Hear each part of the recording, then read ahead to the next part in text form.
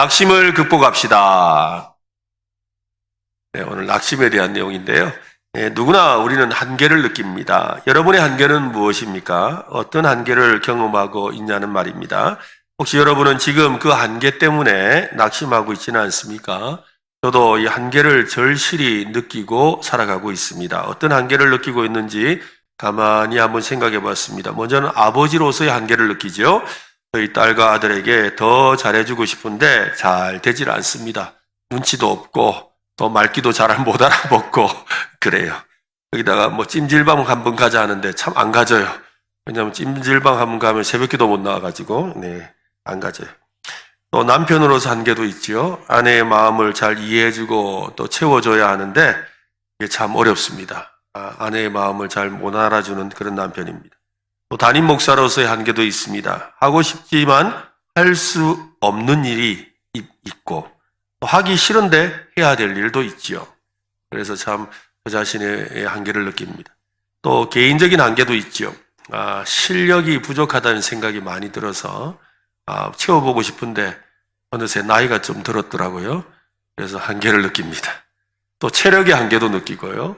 전에는 뭐 이렇게 좀 힘있게 뭐 좀 하고 한 것 같은데 이제 힘이 많이 빠졌더라고요. 그래서 이런저런 한계를 느끼고 있습니다. 우리는 모두 한계를 경험합니다. 한계를 만나면 주눅 들고 또 스스로 비참하게 느낍니다. 거기다 한계를 뛰어넘어 성공하고 승리하는 사람들의 이야기를 들을 때는 더욱 그렇지요. 한계를 뛰어넘을 수 있었던 것은 끊임없는 노력과 불굴의 정신으로 도전했기 때문이라는 그런 말을 들으면 정말 짜증납니다. 왜냐하면 나도 노력하지 않는 것이 아니기 때문이지요. 도전해 보지 않았던 것도 아닙니다. 그렇지만 안 되는데 어떡합니까? 그때 찾아오는 것이 바로 낙심입니다. 낙심의 이 사전적인 뜻은 바라던 일이 이루어지지 아니하여 마음이 상한 상태다라는 겁니다. 비슷한 말로 실망, 낙망, 낙담, 상심 뭐 이런 것들이 있죠. 무슨 일이건 내가 원하는 대로 이루지 못할 때 우리는 실망하고 낙심합니다. 낙심되는 상황에 부딪힌 사람들은 대부분 그 속에 빠져서 허우적될 때가 많지요. 사람이 낙심하는 상황은 천차만별입니다. 어떤 이는 누군가의 말 한마디에 그냥 좌절해서 낙심해버리고 말지요. 영어에서 용기를 주는 격려에 해당하는 단어가 encouragement죠. 근데 낙심에 해당하는 단어는 discouragement예요. 그러니까 in이라는 건 막 이렇게 긍정적인. 그래서 이 courage라는 건 용기, 담력이거든요. 용기를 막 붙돋아 주는 게 격려. 그리고 용기를 잃게 만든 거, 그죠? 우리 디스한다 그러잖아요, 그죠? 그래서 용기를 잃게 만드는 것이 바로 낙심이라는 겁니다. 그러니까 격려는 용기를 북돋아 주고 낙심은 용기를 잃게 만듭니다. 낙심의 한자를 풀어보면 떨어질 낙, 마음심입니다. 원하는 대로 이루지 않아서 결국 마음이 땅바닥에 떨어졌다는 거예요. 그냥 땅바닥에 떨어졌어. 하는 거죠. 그리고 이런 낙심의 용어를 또 성경에서 보면, 특히 여호수아에서 보면 마음이 물같이 녹았다. 마음이 물같이 녹았다.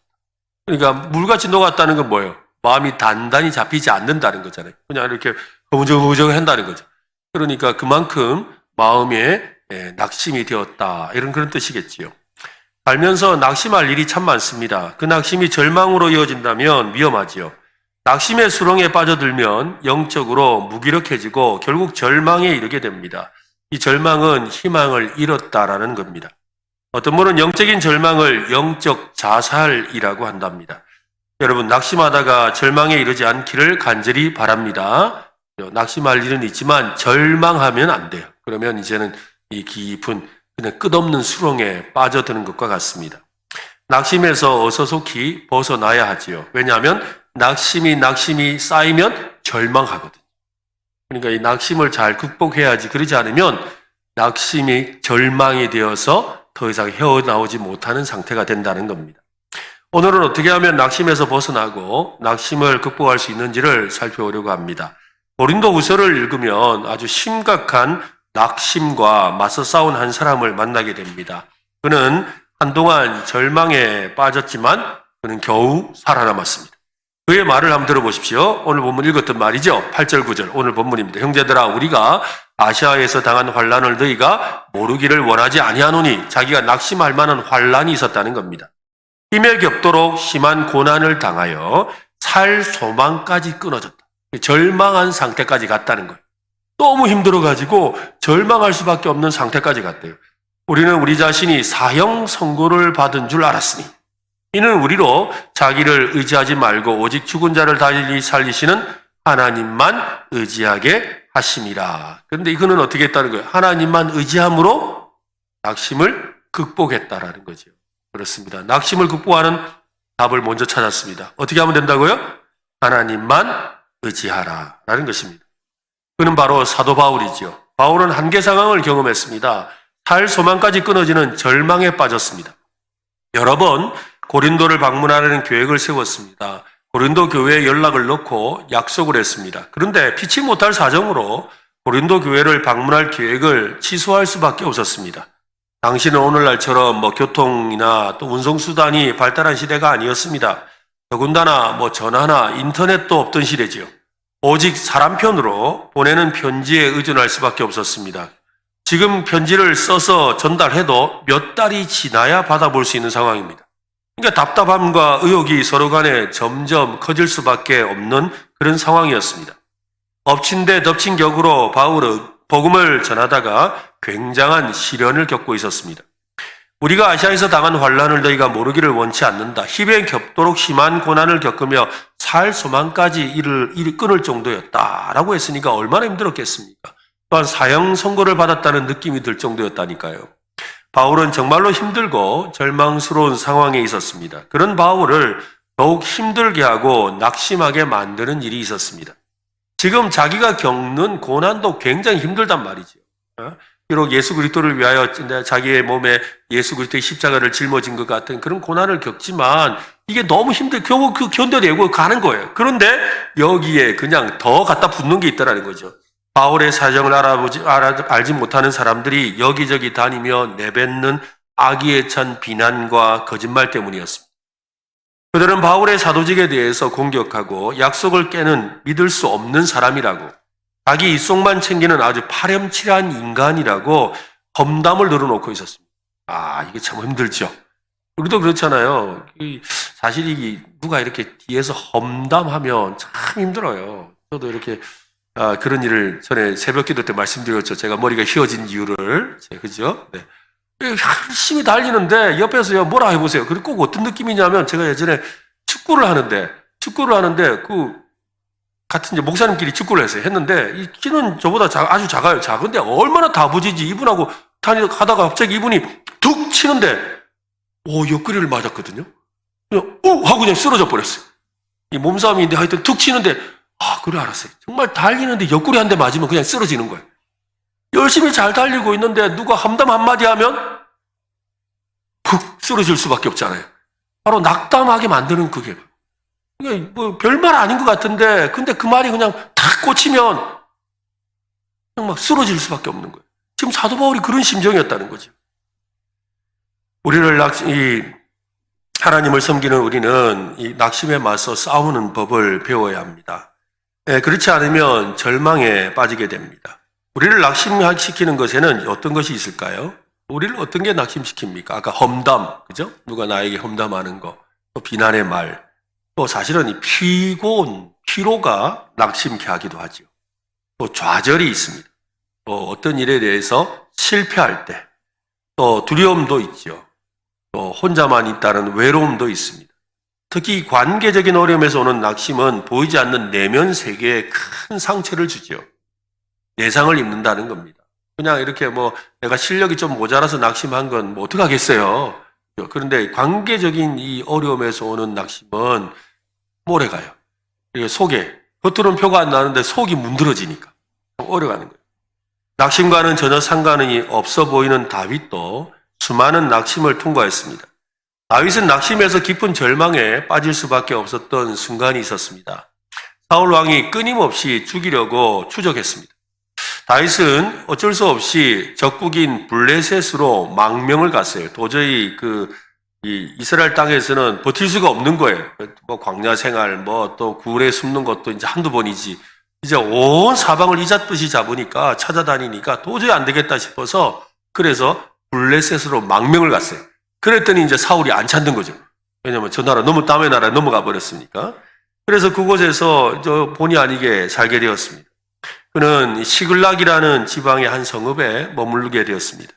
그때 아주 난감한 상황이 벌어졌습니다. 블레셋이 이스라엘과 이제 전쟁을 하게 된 거죠. 그러니까 블레셋의 왕이 와서 뭐래요? 다윗, 너 우리 편이잖아? 너도 싸워야지? 너도 싸워야지? 근데 사실 다윗은 잠시 피하러 온 거지, 뭐, 블레셋 사람이 되려고 온 건 아니잖아요. 근데, 야, 너 이제 우리 편인데, 니도 나가서 싸워야지? 이러는데 이게 대략 난감한 거죠. 안 싸우자니? 자기가 여기 온 게 거짓말 들통 날 것 같고. 싸우자니? 그죠? 나중에 앞으로 지금 이스라엘의 왕이 되어야 되는데 심각한 문제가 생긴 거예요. 그런데 다행히 정말로 하나님의 은혜로 이 다윗이 혹시나 배반할 수 있으니까 같이 전쟁하면 안 됩니다! 라고 하면서 이렇게 다른 신하들이 막 말린 거예요. 그래서 속으로 가서 한숨 쉬면서 다행이다. 이러면서 겉으로는 뭐래요?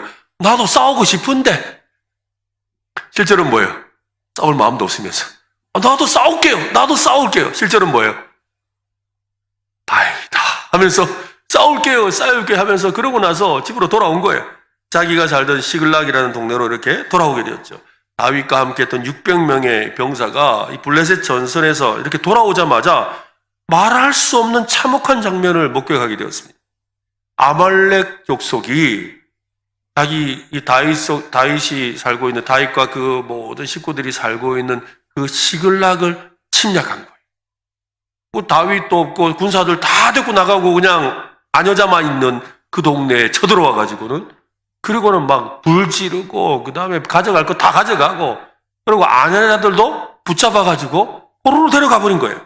그것도 집에 왔는데 보니까 마을이 온통 뒤집어지고 막 그냥 폐허가 되어 있는 거죠. 그때 이것을 보고서 이게 무슨 일이냐? 라고 할 때 이 자기와 함께 했던 600명의 병사들이 다윗을 향해서 당신 때문이야! 당신 때문에 이런 일이 일어났다면서. 그러면서 막 이 자기 가족들이 사라졌으니까 그 분을 다윗에게 다 쏟아놓는 거예요. 노염의 대상이 아말렉이 아니라 다윗이었습니다. 자신들을 전쟁터로 데려갔기 때문에 아내와 자식들이 포로로 잡혀갔다는 거예요. 우리가 그때 가지 않았으면 이런 일 없었지 않냐고. 가서 싸우지도 못하고 돌아올 건데 왜 갔냐고 하면서 막 이렇게 한 거예요. 사실 다윗은 이런 대접에 익숙했습니다. 가족들에게 이미 무시를 당했고 사울의 분노를 한 몸에 샀고 또 아둘람 굴에서 지금까지 함께한 자신의 병사들에게 돌에 맞을 상황까지 지금 이루고 있는 거예요. 다윗은 순간 미칠 것 같았습니다. 삶의 모든 영역에서 무시당할 때 힘이 쭉 빠져버리죠. 낙심할 수밖에 없는 겁니다. 그런 상황에서 백성들이 갑자기 모든 잘못을 다윗에게 돌리고 있어요. 다윗은 낙심이 더하는 상황이었습니다. 다윗의 목숨이 경각에 달린 다급한 순간이죠. 왜냐하면 이 600명의 병사들이 돌을 들고 다윗을 죽이려고 하니까요. 그냥 돌 던져서 그냥 이렇게 그냥 분을 풀려고 하니까 심각한 상태죠. 누구의 도움도 구할 수 없는 블레셋 땅 깊숙이 들어와 있는 상황에서 자기 혼자 홀로 지금 이 모든 것을 다 짊어져야 되는 그런 벼랑 끝에 서 있는 겁니다. 그런데 오늘 성경의 말씀에 보면요. 그때 다윗은 하나님을 힘입고 용기를 얻었다고 합니다. 사무엘상 30장인데요. 한번 읽어볼까요? 같이 시작.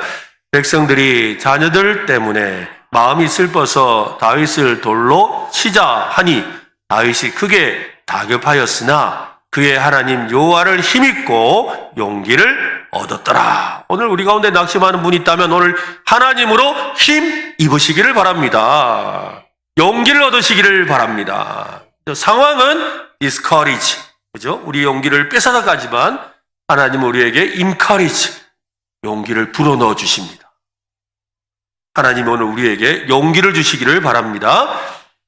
다윗은 여호와 하나님 안에서 힘을 얻었습니다. 그는 하나님을 의지함으로 용기를 낼 수 있었습니다. 그런 다음에 부하를 이끌고 나가서 가족들을 구출하고 전리품을 되찾아옵니다. 영혼이 낙심되고 용기가 흔들리고 비전과 헌신이 약해지는 상황을 헤쳐나올 수 있었던 것은 하나님 여호와를 힘입었기 때문이라는 거예요.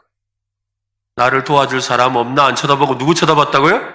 하나님 쳐다봤다는 거예요. 하나님께 도움을 구하고 하나님이 나에게 힘이 되어주셨다는 거죠. 오늘 이 밤에 여러분 나오신 이유가 그거죠.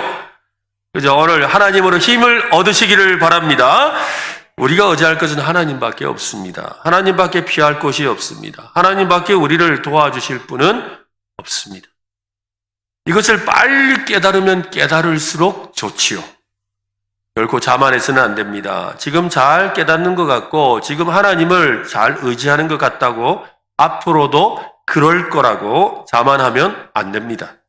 성경을 통해서도 교회 역사를 통해서도 심지어 제가 사역하면서 만난 믿음 좋은 성도들을 통해서도 경험하는 것이 그겁니다. 아무도 장담해서는 안 된다라는 겁니다. 지금 내가 하나님을 의지하고 하나님께 도움을 받느냐가 중요합니다. 지금 하나님께 도움을 받아야 돼요. 지금 받아야 돼요. 그렇게 금요 기도에 나오시다가도 딱 오늘은 하고 안 나가는 날 사고가 나요. 이야기는 안 하고 싶은데 갑자기 떠오르는데 해야 될 것 같아요. 너무 안 좋은 이야기예요. 늘 이렇게 제가 부목사로 있을 때 늘 금요 기도에 나오시는 분들이 있었어요. 이제 40대 초반쯤 되는 아주 젊은 이런 여자 집사님들인데요. 한 동네 사는데 이제 이 교회까지 오려면 한 40분 걸려요, 차로. 그런데 이제 같이 3, 4, 5 이렇게 한 차 타고 이렇게 늘 같이 이렇게 기도하러 왔거든요. 그런데 그 한 날 저녁에 그 멤버 중에 한 사람이 나는 오늘 쉴래. 우리 남편이 안 와서 쉴래. 이러는 거예요. 근데 그냥 그 말을 듣고는 별 생각 없이 이분들이 그냥 그 한 집사님만 빼고 기도해 왔어요. 그날 저녁에 기도에 신뢰했던 그 집사님이 창문에서 뛰어내려 죽었어요.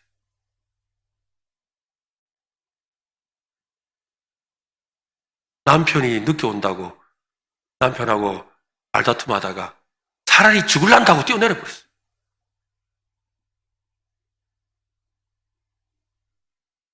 그 이야기를 듣고요, 우리 모두가 막 어찌할 바를 몰랐어요. 특히나 그 한 차로 다니던 그분들은요, 막 다 죄인이 된 거예요. 그날 내가 그 남편 안 온다고 같이 가야 되는데 하고 막 얼마나 그랬는지. 중요한 건 뭐예요? 지금이에요, 지금. 지금이에요. 어제 잘했냐? 중요한 거 아니에요. 내일 잘할 거다? 중요한 게 아니에요. 지금 용기를 내어야 돼요. 하나님께 힘을 얻어야 돼요. 지금 얻어야 돼요. 다윗이 하나님을 통해 힘을 얻고 용기를 가질 수 있었던 비결은 무엇일까요? 기도였습니다. 기도를 했더니 하나님이 그로 힘입어서 용기를 주신 거잖아요. 하나님을 의지하며 간절히 드린 기도였습니다. 다윗은 어떤 기도를 드렸을까요? 그는 지금 겪고 있는 상실의 무게를 깊이 느끼고 무엇 때문에 낙심하는지 솔직하게 말씀드리며 기도했습니다. 낙심이 찾아오고 절망의 수렁으로 빠져드는 순간에 마음을 쏟아놓으며 기도해야 합니다. 왜 기도해야 됩니까? 어떤 목사님은 이렇게 대답합니다. 하나님은 여전히 다윗과 함께 하시기 때문이다. 하나님이 다윗을 붙들고 계심을 믿었습니다. 이것이 다윗이 지닌 신앙적 용기였다는 거죠. 왜 기도해야 됩니까? 기도할 때 하나님이 함께 하심을 느끼고 확신합니다. 그래서 기도하는 거예요. 기도함으로 하나님이 함께 하심을 우리가 믿는 거죠. 다윗이 얻은 용기는 하나님이 여전히 함께 하심에 대한 믿음에서 나오는 용기입니다. 낙심을 극복하는 비결은 여전히의 하나님을 믿는 거예요. 한번 해볼까요? 여전히 하나님은 나의 하나님이다. 한번 더 할까요? 여전히 하나님은 나와 함께 하신다. 한 번 더 합시다. 여전히 하나님은 나에게 용기를 주신다. 그죠? 하나님은 언제나 여전히 어제나 오늘이나 영원 무궁히 여전히 여러분의 하나님이십니다. 해볼까요? 한 번 더 합시다. 하나님은 여전히 나의 하나님이시다. 그렇습니다. 하나님은 여전히 나의 하나님이시다. 이것을 믿어야 되는 거예요. 다윗은 이런 용기를 가졌기에 무모하게 행동하지 않았습니다. 낙심하면 감정에 사로잡혀 감정대로 행동하기 일쑤입니다. 악하고 그런 일, 안타까운 일이 생기는 거예요. 그러나 다윗은 자기 감정대로 행동하지 않았습니다. 오직 하나님의 뜻을 구하고 그 뜻을 따랐습니다. 여전히 하나님을 믿는 사람은 여전히 기도하죠. 이게 중요한 거예요. 그죠? 하나님이 여전히 함께 하시니 나도 여전히 기도해야 돼요. 한 번 더 할까요? 여전히 여기 나왔다. 그죠? 여기 나와야 되는 거예요. 기도하는 거예요. 여전히. 저 사람은 여전히. 이게 하나님이 여전히듯 우리도 여전히가 되어야 됩니다. 다윗도 여전히 기도의 자리로 달려왔습니다. 하나님의 뜻과 방법을 깨닫고 그대로 실행했습니다. 그 결과 전화위복을 경험했습니다. 잃었던 것을 되찾는 정도가 아니었습니다. 전리품까지 챙길 수 있었습니다. 하나님은 여전히 다윗과 함께하고 계심을 보여주셨습니다. 사도 바울도 말할 수 없는 낙심 가운데서 절망의 수렁 속에 빠져들지 않기 위해서 기도했습니다. 그는 하나님의 위로를 구했다고 고린도후서는 말합니다. 고린도후서 1장 3절로 4절에 보면 찬송하리로다. 그는 우리 주 예수 그리스도의 하나님이시요 자비의 아버지시요 모든 위로의 하나님이시며 우리의 모든 환난 중에서 우리를 어떻게 하사? 위로하사. 우리로 하여금 하나님께서 받는 위로로서 모든 환난 중에 있는 자들을 능히 뭐하게 하시는? 위로하게 하시는 이시로다. 그는 여전히 하나님은 위로하시는 분이라고 믿었다는 거죠. 그리고 한 걸음 더 나아가서 그리스도를 또한 묵상했습니다. 고린도후서 오늘 보면 앞장인데요. 1장 5절 같이 읽읍시다. 그리스도의 고난이 우리에게 넘친 것 같이 우리가 받는 위로도 그리스도로 말미암아 넘치는도다. 무한하신 하나님의 아들이신 예수님도 스스로 제한된 몸에 거하며 고난을 겪으셨습니다. 스스로 한계 상황에 자신을 죽기까지 내어주셨습니다. 하나님은 예수님을 지극히 높여 만유의 주로 세우시고 하늘 보좌 우편에 앉히셨습니다. 바울은 그런 그리스도의 모습에서 위로를 받는 거죠. 내가 지금 낙심할 상황이고 내가 낙심해서 이거 되겠나 하지만 그리스도를 높이주신 하나님이 여전히 나를 높여주실 것입니다. 절망의 수렁에서 나를 건져주실 것입니다.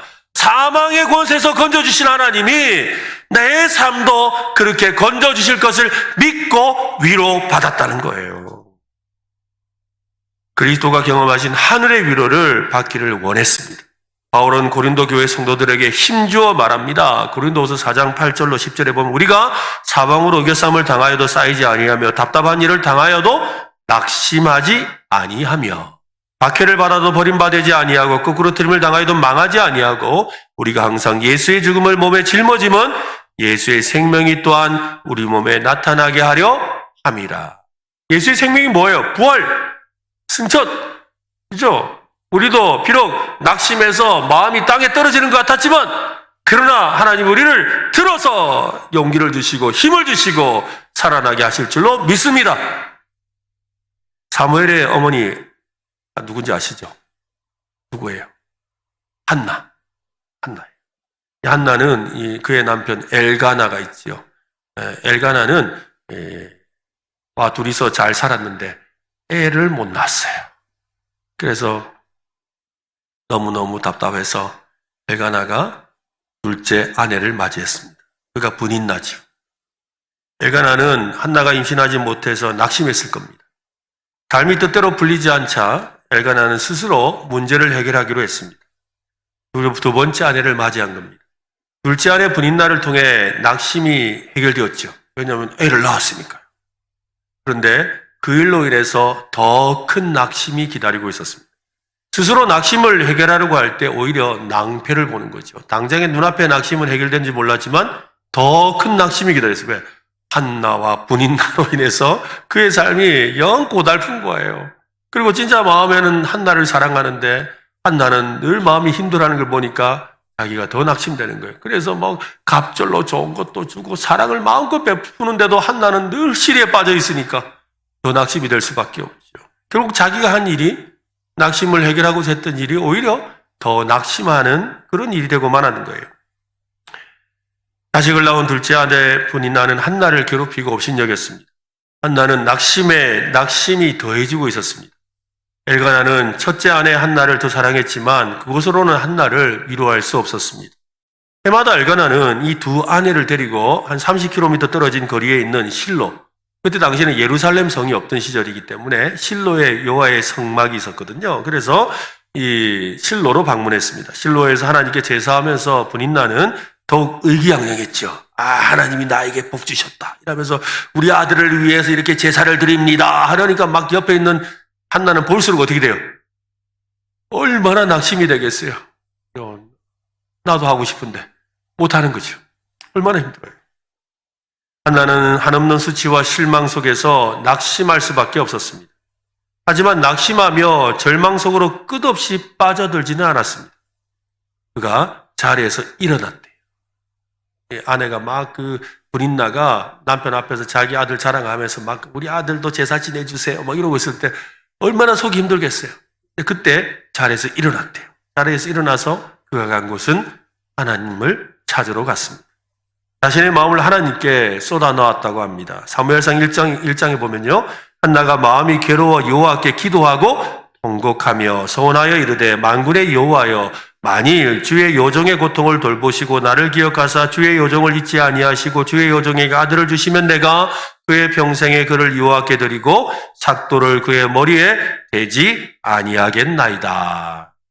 한나는요 기도했습니다. 간절히 기도했습니다. 낙심한 이유와 또 자신의 감정을 모두 쏟아놓는 기도를 드렸어요. 어떤 목사님은 한나에 관한 이야기가 기록된 사무엘 1장에서 한나의 낙심을 묘사하기 위해서 히브리어가 6개 단어가 사용되었다고 합니다. 그 6단어를 살펴보면 이 낙심의 눈금판, 그러니까 낙심의 이 수준이 보인다는 거예요. 한번 들어보세요. 1단계는요, 그냥 낙담한다는, 기가 죽었다는 거예요. 기가 죽는 상태. 우리가 어떤 일에 있어서 이렇게 낙담하고 기가 죽는 상태. 제일 낮은 1단계, 낙심의 1단계. 2단계는 마음이 괴로워진대요. 막 고민이 되는 거죠. 이 2단계는.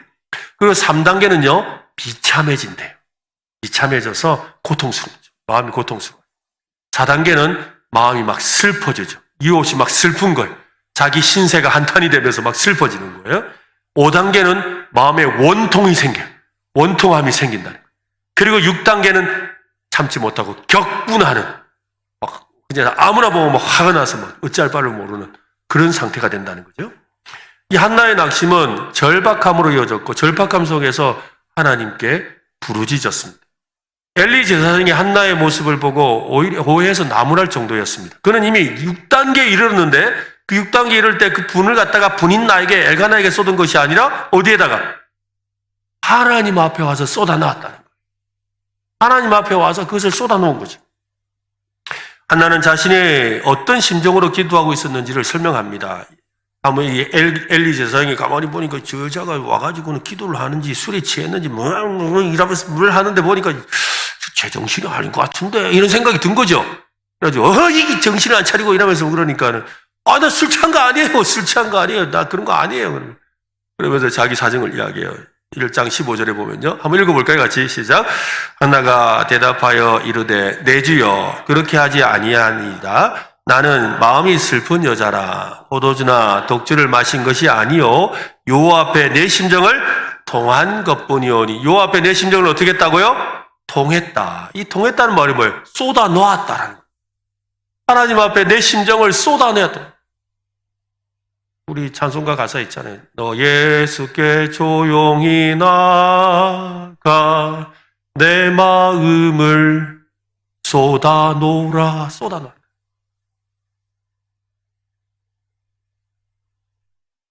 들은 일이 보시는 주님이 그 은혜를 베푸시. 쏟아놔.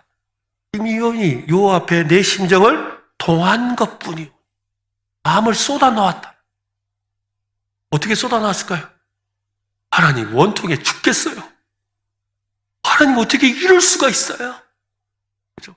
하나님 미워요. 하나님 싫어요. 어떻게 이럴 수 있단 말이에요?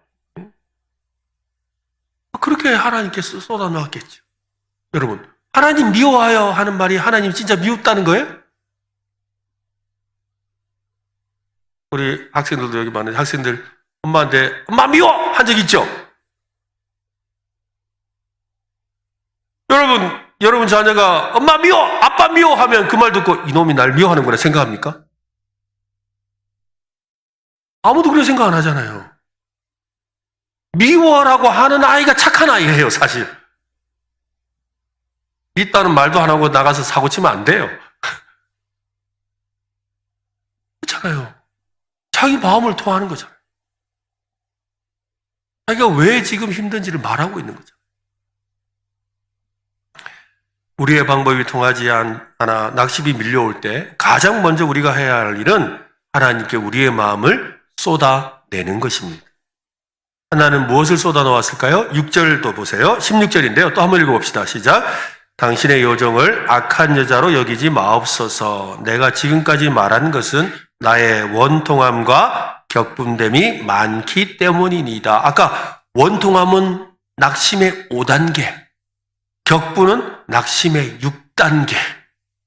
우리 이제 식당 가니까 요즘 그런 거 있대요. 뭐 이렇게 맵기 1단계는 뭐 진라면 수준, 2단계는 무슨 빨간 라면 수준, 3단계는 신라면 수준, 4단계는 불닭 수준, 뭐 있잖아요.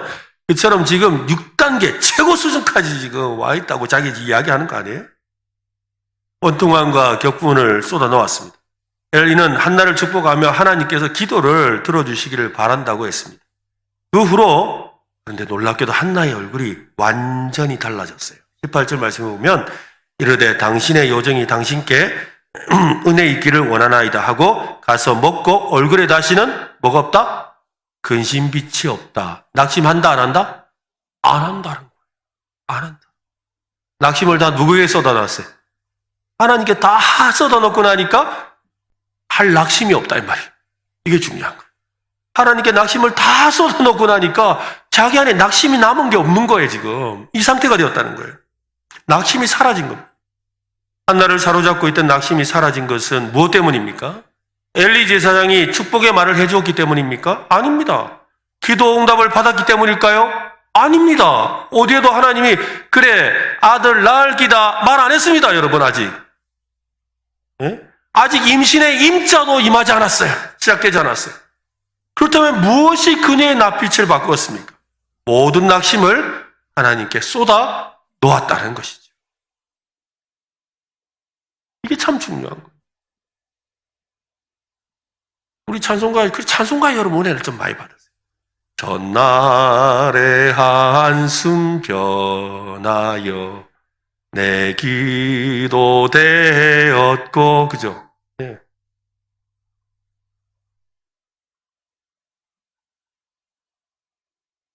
전날의 눈물, 한숨이 변하여 내 기도 되고, 내 노래 되었네.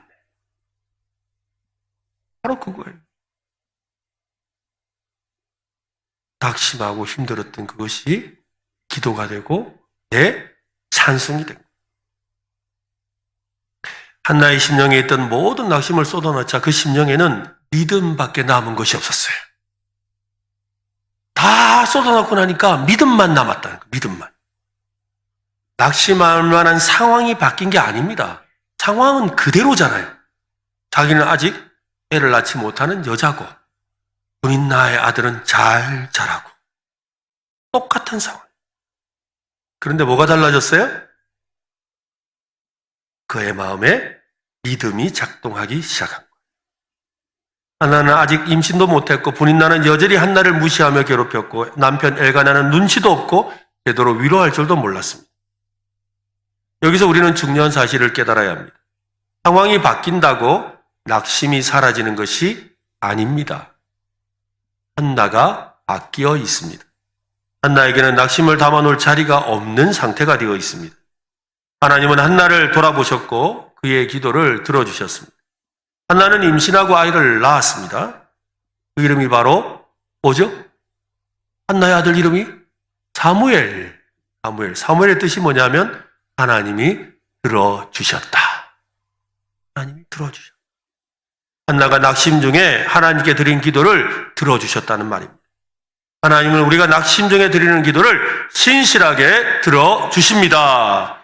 낙심이 찾아오면 제일 먼저 뭐 해야 될까요? 기도해야 돼요. 그죠? 여전히 함께 하신 하나님께 기도해야 돼요. 기도하면서 뭐라고 기도해야 되죠? 내 마음을 쏟아놓는 기도를 하세요.